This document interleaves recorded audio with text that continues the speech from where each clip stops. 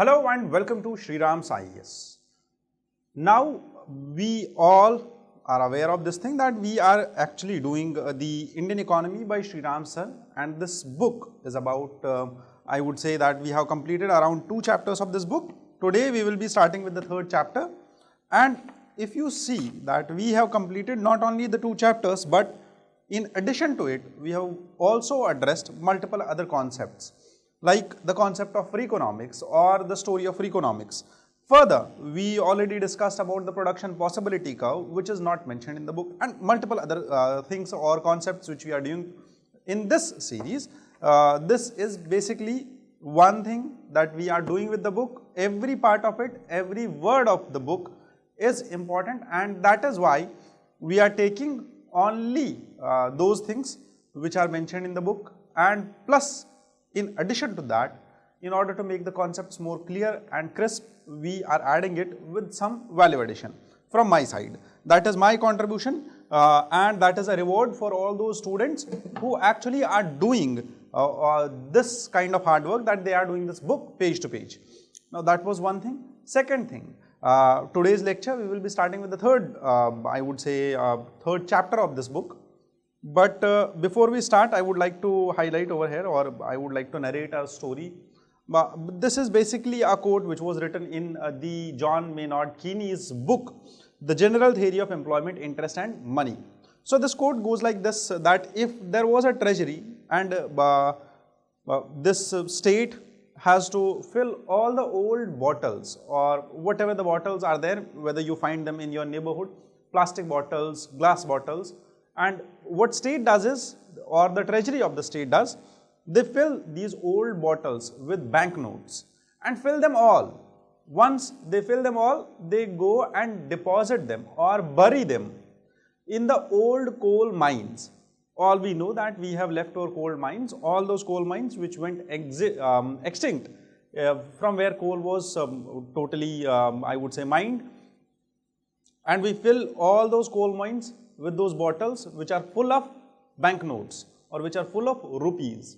Now, after that, what we do is we bury it under whole of the trash and the waste which you might have seen in your surroundings, the waste mountains which we are seeing in Delhi, the waste pile-ups in the dumping yards.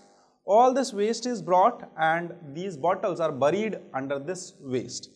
Now, after this, if the government under laissez-faire, or I would say free market economics, allow all the private players and enterprises to go and dig that money out and take that money and use it, what do you think will happen? In the general theory of employment, income and employment, or employment, interest and money, John Maynard Keynes argues about this thing, that this process will lead to what? The repercussion will be that the real income of the community and its capital wealth will also increase. Now, not only by digging up that money or taking those banknotes out, but this would probably lead to the, I would say, the income or income generation, not only of those enterprises who are digging that money, but all the people who are employed to do that work. So similarly, you might have seen that government doing some of those things which otherwise should have meant no reason, like we do witness that there are people who sweep the streets every day. We know that there are people who actually are building houses for people. There are people who are building pavements around your surroundings. What government is actually doing with that? They are supplying money to them. They are giving them money. But why should government give money to anyone? Because this in turn will lead to what? This in turn will lead to employment and then income. And once employment and income is generated in an economy, this will have an effect which is known as the consumption or this investment multiplier concept, and then again this further leads to in the end consumption smoothing concept. Now, we will not go into those 2 concepts because that is what deals with economics, but yes, I will be telling you those concepts in the next chapters which are upcoming when we discuss about inflation in detail. So, with this thought or with the quote of John Maynard Keynes, let's begin today's lecture. before we go into detail, our today's lecture will be around economic growth and economic development. Now see, we have already covered economic growth. We are done with this. We understood what growth is. We understood that we need to measure the economic growth. So we read the chapter of economic growth measurement or measures of economic growth. Now we will be concerned with the part of development. So thereby in this chapter we will see that what goes beyond GDP, what goes beyond the numbers in economy. Understood? So let's start this discussion, but before that, if you as an aspirant, I would say a friend talking to a friend, I would ask you that if you seriously are struggling with your preparation, if you seriously are finding yourself in trouble managing your time, resources and your I would say attempt, or you might have been struggling in arranging your time between the GS, CSAT, optional and then current affairs. So this journey we all have traveled through it. It is difficult in nature. But as a friend to friend, I would ask you that you should get yourself a good friend. A friend in I would say in the form of a mentor. That mentor will help you pat your back when you do well, scold you when you do bad and make you answer for your mistakes. That will help you to plan your journey properly, to understand that what should I do and what should I don't do. What are the do's and don'ts of this journey? That is what he has done, what the mistakes all the people have done, what his experience has been about failures and about successes. That is why mentorship is there. And for more contact details, if you want to, you can contact me also, you can contact us on this Telegram channel. You can fill this Google form which will show up after this, after you scan this QR code. Once you scan this QR code, you will get a Google form and that will lead you to mentorship. So that is from my side. That will be one thing which will be in addition to your this YouTube series. Further, let's begin with the discussion. As we discuss development, we all know that development is a bit different than growth. But is it really, is that a stark difference, a watertight compartmentalization between development and growth? Is it actually that growth is something else and development is something else, or growth is a subset of development? We would see that in GDP, we discussed about the growth in numbers. Suppose, as I say, that if my country starts producing only defense products, or my country starts producing electricity with coal or thermal power plants, what would happen to my country, or what would happen to this world at large? What would happen is we will be questioned with environmental sustainability. We will have a question that are we actually producing guns, machine guns or tanks or missiles, and we are not providing for people who are hungry, who are not being fed properly. We will have a population which will be malnourished. We will have a population which will be unhealthy. And there will be high death rate. If we do not spend on healthcare, there will be high death rate. If we do not spend on providing better nutrition, there will be less. I would say that the population in turn will be fragile. People who are growing will be less nourished. They will be having a health which is fragile enough, and they won't be producing more. There will be less birth rate also. High birth rate or less birth rate and high death rate. This all you might have read about it if earlier in the Nordstein-Thompson's curve, or the theory given by Nordstein-Thompson, and we will be dealing with it when we discuss the demography, that how the nation's demography actually works, how it actually starts, why the nation starts with high birth rate and high death rate, and then how to stabilize population. That is a discussion to be discussed later. We should understand that even if crime is rising in an economy, GDP will still increase. That is, it will be increased by what? By spending more on security purposes. We will be installing more CCTV cameras. That is why that will lead to production of more CCTV cameras. If there is more production of CCTV cameras, that what will happen is this industry will start booming. Once this industry starts booming, it will generate employment. But is it actually leading to development of anyone? That is the problem. Second, it will inflate the numbers in GDP, but will it actually increase development? No, there will be no security of life. There will be no right to life which will be enjoyed by everyone. Even if there is right to life constitutionally, but in actual or in practical thing, it won't be there. Second, environmental disasters would be more. The oil spills will increase GDP twice. Once when polluting occurs, another during the cleanup operations. Now, this is something which is funny. I would say, first we started with oil exploration. Second, we started to transport this oil, that is transportation of this oil. Transportation of crude oil from Saudi Arabia or from Gulf countries to India. Once we are transporting it, oil spill happens and then we clean it up. Clean up the oil spill. So what will happen? It will increase the GDP twice. How? Once when the pollution occurs. First, when the pollution occurs, it will increase the GDP again.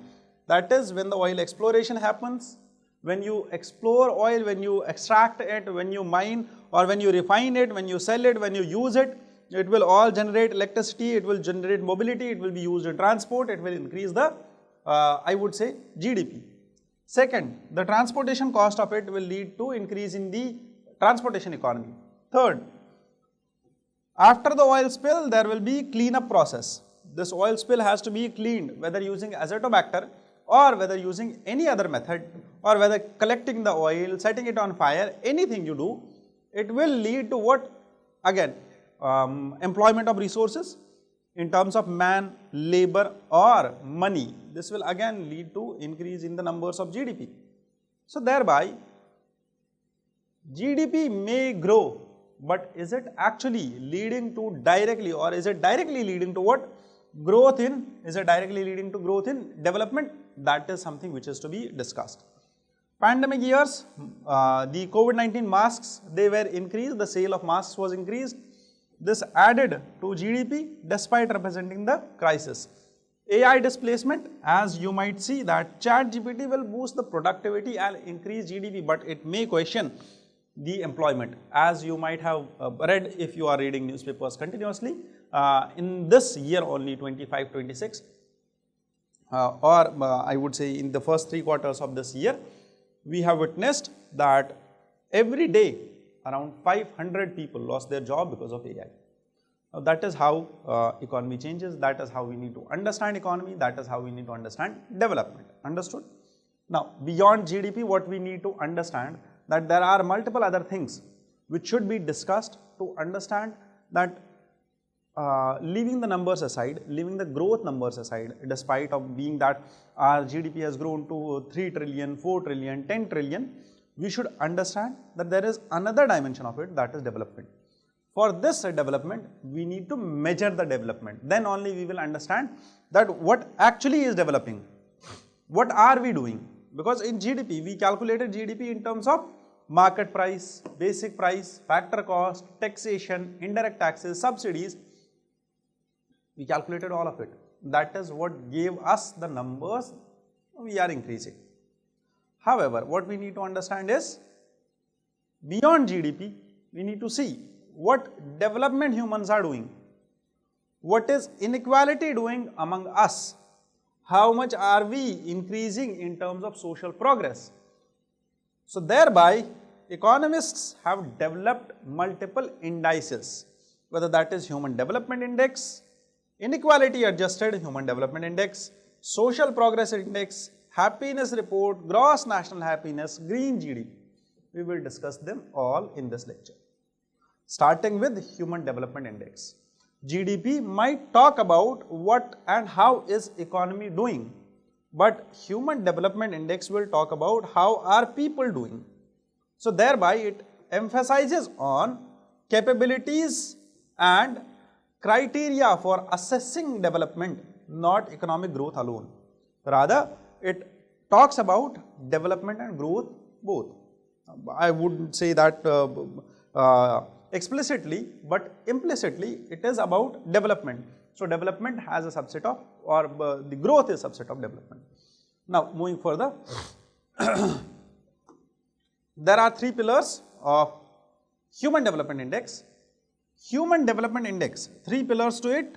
First is long and healthy life, longevity, knowledge and standard of living. Now understand, what we do in this indice or in this index, human development index, we mention or measure long and healthy life, that is the first dimension. Second is knowledge, we measure the standard of living.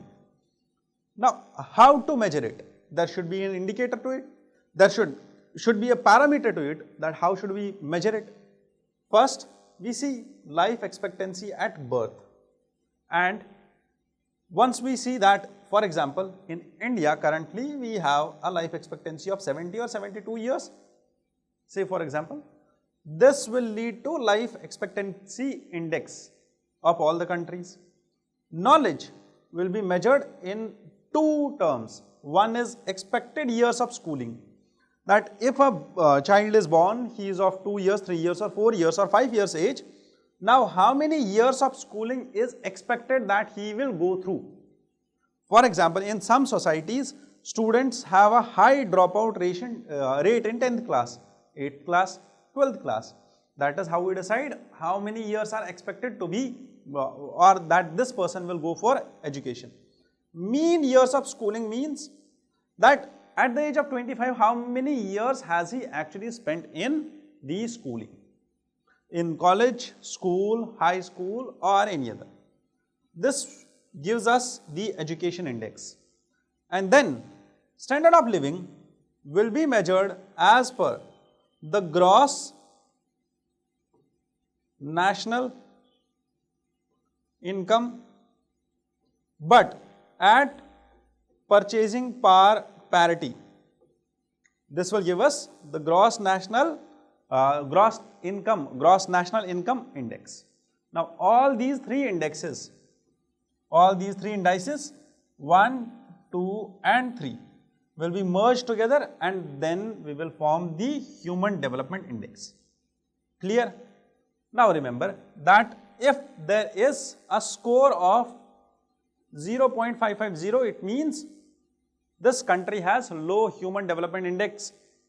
If it is less than from 0.550 to 0.699, it is medium human development, and if it is more than 700 to 799, it is high human development index, and if it is more than 0.800, it is high human development, very high human development. Now this score is derived out of all these indices and then human development index, and this takes into care, or this is derived out of the weighted average method. We don't need to go into the details of the calculation of this. We must remember its indicators, its dimensions and how this method emerged. Now once we go through this, we need to understand that recently there was a human development report which was published in 2025. So human development report 2025, we will go through this because our book mentions about this. So I have validated it with some more aspects. If we understand human development index, then only can we answer the inequality adjusted human development index. And in UPSC 2025 means inequality adjusted Human Development Index was asked. So thereby it is important for us to make sure that we understand both of them. Maybe it might be asked in the next prelims. So India's Human Development Index or India's human development journey till now has been, I would say, it has been fairly good enough, because we have increased, or we have, I would say, consistently for multiple decades, we improved on our ranks, and recently our rank in this report is 130. So for prelims it is important that India rose from to 130th place in 2025 Human Development Report. HDI value is now 0.685. So that is why we are classified as medium human development country, approaching high development threshold of 0.700, and once we cross 0.700, it means that we will be classified as high human development country, but that may take some time. Improvements are driven by enhanced education, per capita income growth, and highest ever life expectancy. Currently we have highest ever life expectancy which we ever had in history. So India remains in medium human development category, but is steadily approaching the threshold for high human development. So our score currently stands at 0.685, that is India's Human Development Index. Second, Iceland, which is very high development, or which has very high human development, its score is 0.972. It is at the rank 1. Clear? Now, in India also and in other regions, India has been performing better than some countries but worse than some countries. Like countries which are ranking above India in our neighborhood, China, Sri Lanka and Bhutan. Understood? Their rank is better than India. While as India's, their rank is lesser than India, while as the countries which are ranking below India, it is Nepal, Myanmar and Pakistan. They are better than India and they are worse than India. So their rank is 145, 150 and 168. Bangladesh, which was 130th, is on par with India in terms of Regional Human Development Index ranking. Clear? In Human Development Index, we discussed about 3 parameters. One was life, long and healthy life. Second is knowledge, and third is a decent standard of living. Now, we have improved on all of them. So we will see them one by one, that how in 2025 report, how have we actually performed in this. In terms of life expectancy, our life expectancy increased from 58.6 years, which was back then in 1990s, to 72 years currently in 2023. Clear? So with life expectancy, India has reached its highest ever life expectancy in 2023. Why did this happen and how come did we reach here? Because of government schemes like National Health Mission, Ayushman Bharat. Ayushman Bharat, it is the universal health coverage initiative. It provides insurance, health insurance of 5 lakh rupees to all the families, 10 lakh families of India. Further, Janani Suraksha Yojana, which is about the maternal health support. Under this scheme, Janani Suraksha Yojana, government wants institutional deliveries so that both maternal mortality and infant mortality gets decreased, or child mortality per se gets decreased. Under this scheme, the mother is given some incentives, and all the costs, whether of the travel from home to a hospital and then from hospital to back home, along with the medical expenses and some cash incentives, are given for institutional deliveries. Further, Poshan Abhiyan. Poshan Abhiyan is for nutrition and wellness program. Under this, children, or I would say our young kids who are in their adolescence age, or adolescent girls, or the pregnant woman and lactating woman, they are being provided with nutritious food in Anganwadi centers and in other centers, ICDS centers. Clear? further. So that is how we increased our life expectancy. Tomorrow when you are asked in an exam that how should India increase its ranking in Human Development Index, how should India travel its journey from medium human development to high or very high Human Development Index, that is how you answer. You write about these initiatives which have helped us to increase our rank in these indices. Clear? Now, in terms of education, India in 1990 had an overall 8.2 years of expected schooling in 1990, but currently our expected schooling or years of schooling is 13 years of schooling. It means when a child is born or when a child is about to receive education or start his education, it is I would say on an average every child in India goes through 13 years of schooling in his life. Clear?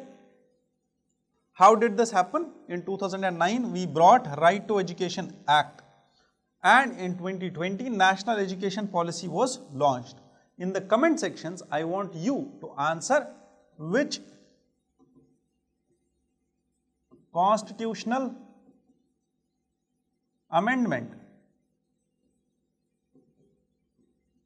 made right to education a fundamental right. Article 21A. One more thing, initiatives like Right to Education Act 2009, National Education Policy 2020, Samagra Shiksha Abhiyan have improved access through quality learning outcomes which still require attention. Further, along with this, we have PM Shri Yojana, in which we are developing model schools, around 14,500 model schools across India, under which the Samagra Shiksha Abhiyan schemes funds are being given. Clear? That is how we increase our education part. Third indicator, which is talking about the standard of living. This talks about economic growth and poverty reduction. India, once it decreases the poverty, it means the standard of living of people is increasing. One more thing, that if the real income of people is increasing, this only determines, or this determines, if the real income is increasing, this determines that people are actually earning more. If the real income is increasing, not the nominal income or not the per capita income. Per capita income in terms of purchasing power parity, if it is increasing, then it means somehow near to close people are earning more. Clear? So that is why gross national income per capita, GNI per capita as per purchasing power parity has increased up from $2,167 rupees to 9,046 rupees. Around 135 million people have escaped the poverty from 1516 to 1921. However, there happened to be COVID, due to which multiple, I would say, a lot of people who were out of the poverty, around 10 to 12% of the people who were out of poverty were drawn back into the poverty. India's gross national income per capita has increased over 4 folds based on 2021 purchasing power parity rate, and 135 million people have escaped the poverty line. Now, once I discussed in this lecture only, just a minute back, that artificial intelligence is changing the dynamics of employment. Artificial intelligence is actually leading to what? It is replacing the humans, and the chatbots, I would say the voicemails, or I would say the IVR calls are now being responded by the AI chatbots, the I would say AI assistants. Rather earlier, I would say 5 or 10 years back, we used to hire people because India was a BPO industry, our economy was led by services, and we were hiring people to answer these customer support, or to answer the calls as a customer support executives. Now this has changed, content creation has changed. Not only that, but filmmaking, picture or I would say photography, These are some sectors which are changing. With this artificial intelligence, even the dynamics of development are also changing. India, which is emerging as an AI leader, if we see, around 20% of AI researchers are staying in India, and around 1% of the people are saying that we have, or 1% of the population of India, or the people who are using artificial intelligence tools, they are saying that we are skilling ourselves with AI. Now, this upskilling, or I would say learning with AI, adapting AI, or I would like to hereby narrate a story. It goes back to Industrial Revolution. When Industrial Revolution came, there was a similar argument back then, that with the coming of industries, with the coming of wheel, engine, steam engine, power looms, the jobs which were being done by hand, which were done by labor, are now replaced. Machines are replacing labor. That means there will be massive unemployment. Similarly, when AI is replacing humans in chatbots, AI voice calls, IVR calls, it means that these skills are now to be transferred to AI, led by machine, but that doesn't necessarily mean that it will not create jobs. AI may replace humans, but it doesn't mean there will be no more jobs. Jobs will be there. The only thing to do is upskilling, and upskilling is a part of development. Now, hereby, for the next 4 to 5 slides, we will be discussing how India can leverage artificial intelligence for its development, because this might be a theme in upcoming mains. Understood? This is also something which is not discussed in the book. Challenges which are holding India back, because this was discussed across multiple editorials in this year newspapers only. Inequality reduces the Human Development Index by 30%, which is there in India. Inequality will be talking about the Inequality Adjustment Human Development Index, Inequality Adjusted Human Development Index in a while. One of the highest losses in the region reflects deep disparities and opportunities. There are gender disparities which persist in India, that we have gender inequality. The 80% of women who are economically active are actually involved into agriculture. We have lesser the female labor force participation rate than the male labor force participation rate. Female labor force participation rate stands at only 41.7%, and political representation continues to lag. We have very few people who are, or we have very few women who are actually representing in parliament. So, there was 106th Constitutional Amendment Act which reserved 1/3 of legislative seats for women. Women's reservation in legislatures or in parliament and state assembly was ensured or was brought in by 106th Constitutional Amendment Act, Women Reservation Bill. Now, UPSC asked a question on this also in Prelims 24, sorry. Prelims 2024, there was a question on Women Reservation Bill and its provisions. So, thereby you should prepare yourselves with 106th Constitutional Amendment Act. Clear? So, thereby artificial intelligence may boost the productivity and will eventually lead to a boost in economy also. For example, at the global level, about AI's productivity, 70% of the population is optimistic that AI will boost the productivity. Like back then, we used to have all the manual labor, we used to do all the production through manual labor, and with the introduction of machines, the productivity increased, the production increased, more number of goods were produced. Similarly, when AI comes in, more number of goods will be produced. It will increase the productivity of people only. Around 33.8 lakh crore rupees are expected to be increased into our economy by 2030 as per Google's report. However, it will lead to 20% of the GDP contribution also.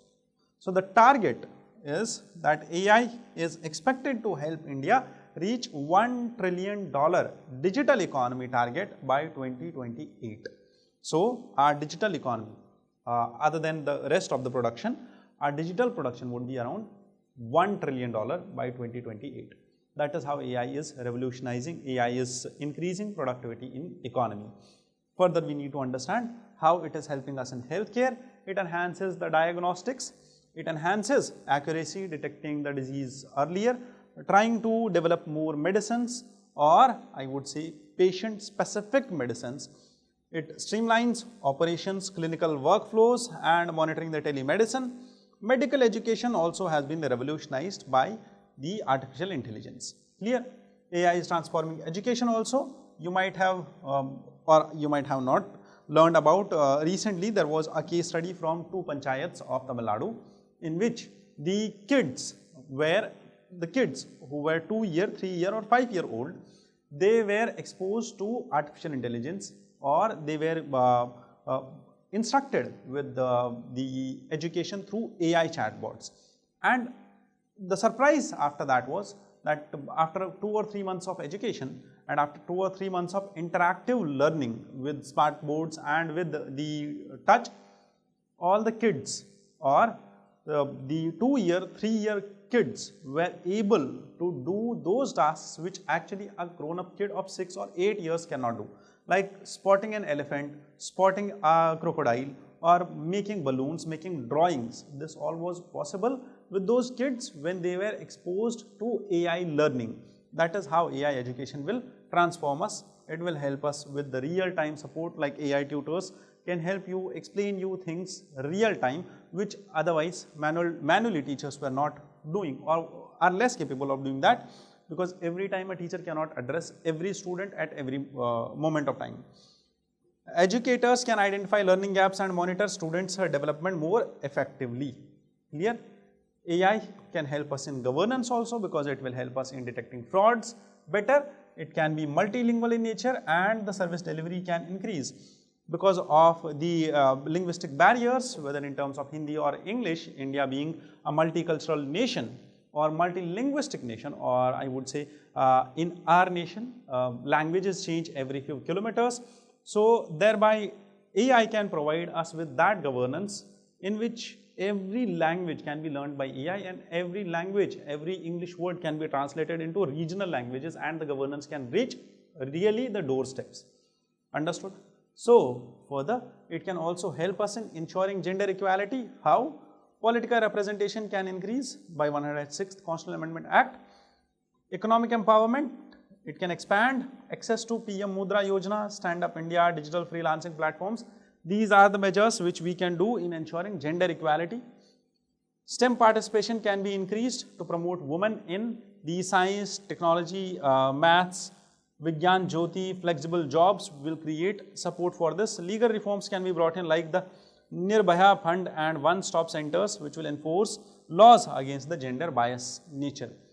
That was about AI, and these are furthermore steps which can be brought in for increasing the developmental aspect of India. Understood? Clear? Tackling the rising inequality, how we can decrease the inequality in India.